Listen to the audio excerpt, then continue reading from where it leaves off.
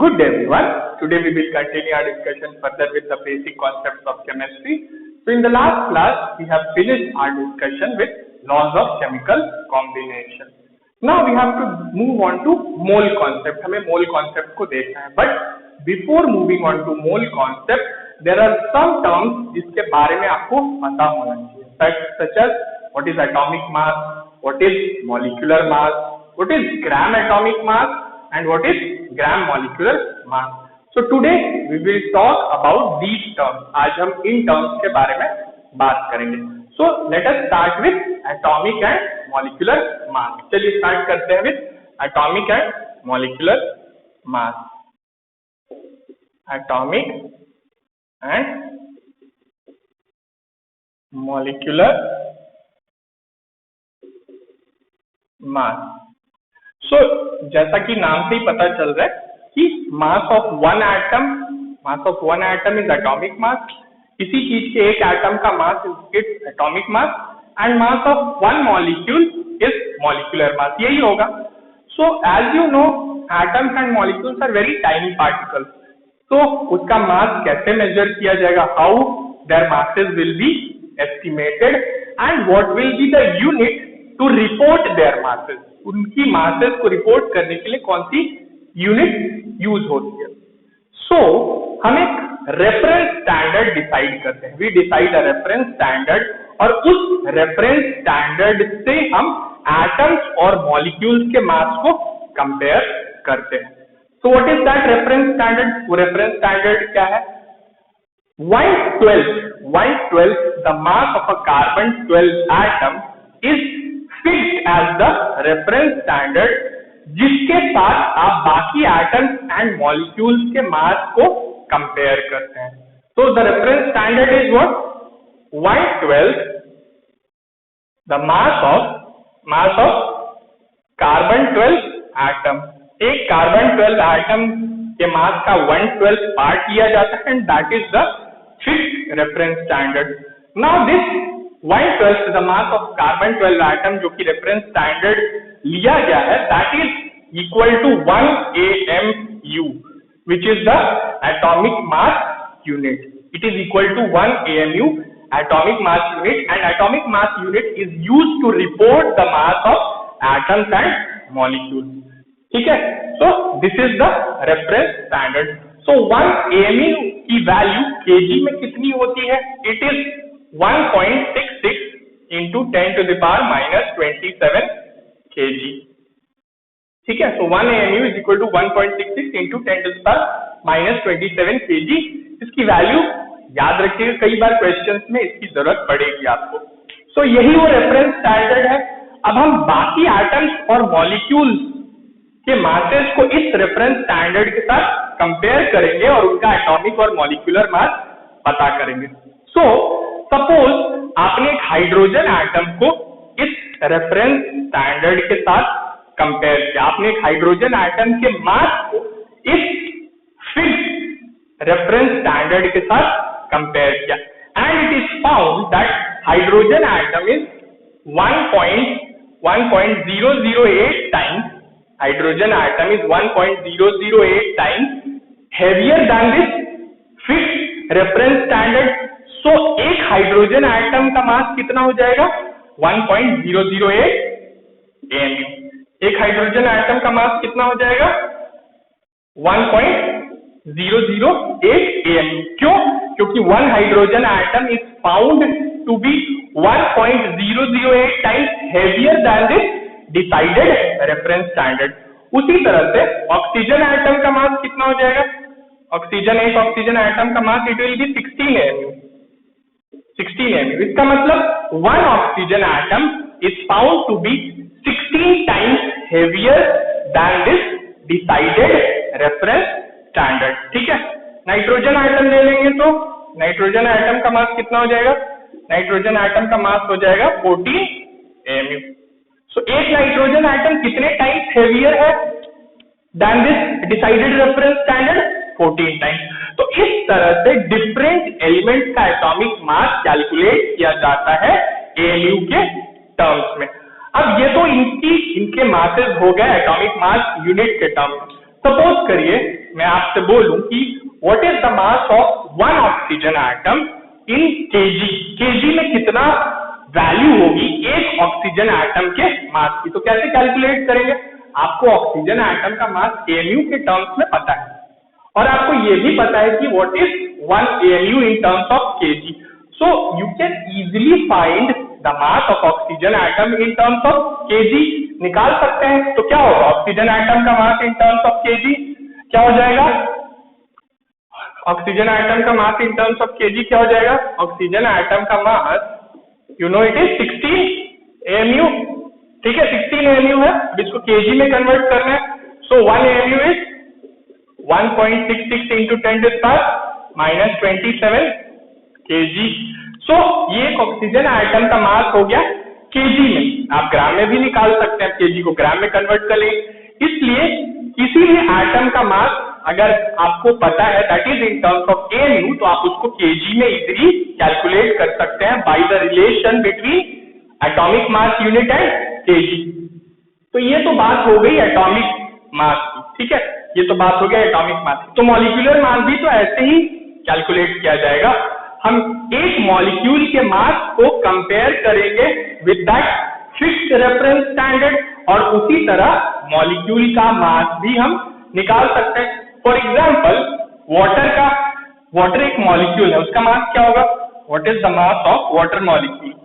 So mass of water molecule will be H2O का जो molecular mass होगा that is 18 AMU होगा भाई। वाटर मॉलिक्यूल का जो मास होगा दैट इज 18 AMU। एक molecule of water, one molecule of water is found to be 18 times heavier than the decided reference standard which is 1/12 the mass of carbon 12 atom.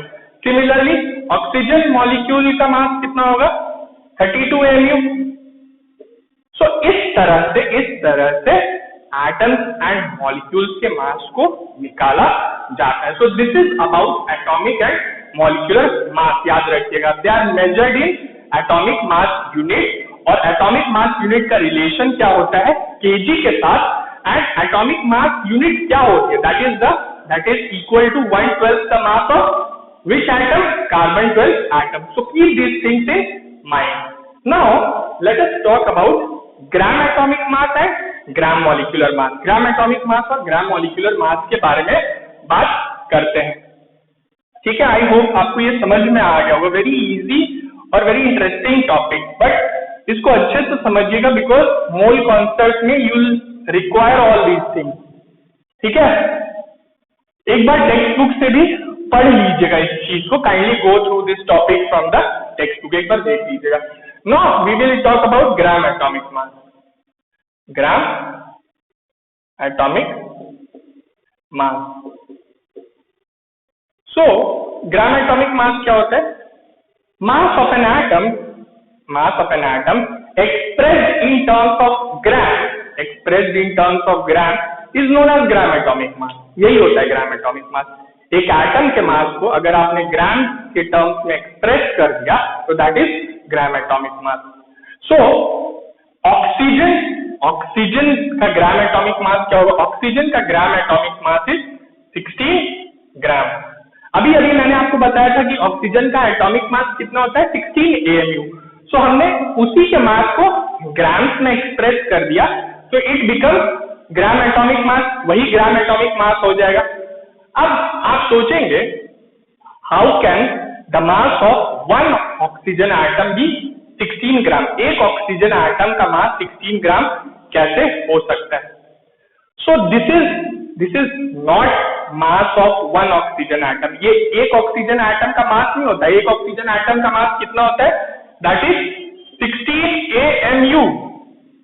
एक oxygen atom का मास 16 AMU होता है, और ग्राम atomic मास oxygen का क्या होता है? 16 gram. So what is the difference between this 16 gram and 16 AMU? ठीक है, क्या डिफरेंस है 16 AMU और 16 gram? This 16 AMU is the mass of one oxygen atom. एक ऑक्सीजन एटम का मास है, and this 16 gram is the mass of Avogadro number of oxygen atoms. ये बहुत सारे ऑक्सीजन एटम्स का मास है, बहुत सारे ऑक्सीजन एटम्स का मास है। कितने ऑक्सीजन एटम्स का मास है? Avogadro number of oxygen atom. Avogadro number में कितने ऑक्सीजन एटम्स होंगे?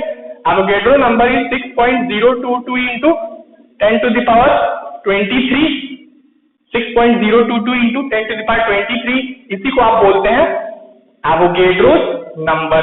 सो अगर आप इतने ऑक्सीजन एटम्स लेंगे, इतने ऑक्सीजन एटम्स लेंगे तो उनका मास कितना होगा? 16 ग्राम के बराबर। ठीक है, so gram atomic mass is what?